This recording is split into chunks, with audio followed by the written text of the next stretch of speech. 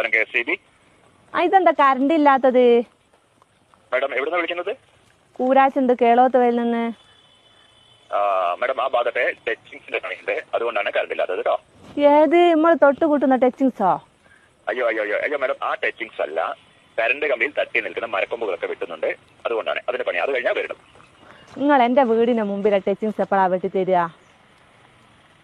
നിങ്ങളെ വീട് correct area ഒന്ന് പറയാവോ? കണ്ണാടിപ്പാറ പള്ളീന്റെ അടുത്ത്. കണ്ണാടിപ്പാറ പള്ളിയുടെ അടുത്ത് ഏകദേശം 2 മണിയൊക്കെ കഴിയും കേട്ടോ.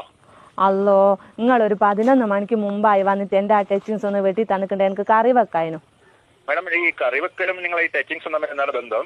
അത് എന്റെ മുരിങ്ങേന്റെ കൊമ്പ് നിങ്ങളെ കമ്പിമേലാ തട്ടിക്കെടുക്കുന്നത്, അതൊന്ന് വെട്ടി തന്നിട്ടുണ്ടേ. എനിക്ക് അത് ചക്കക്കുരുവിലിട്ട് കറിയും വെക്കായിരുന്നു, മുരിങ്ങേന്റെ ഇല ഉപ്പേരിയും വെക്കായിരുന്നു.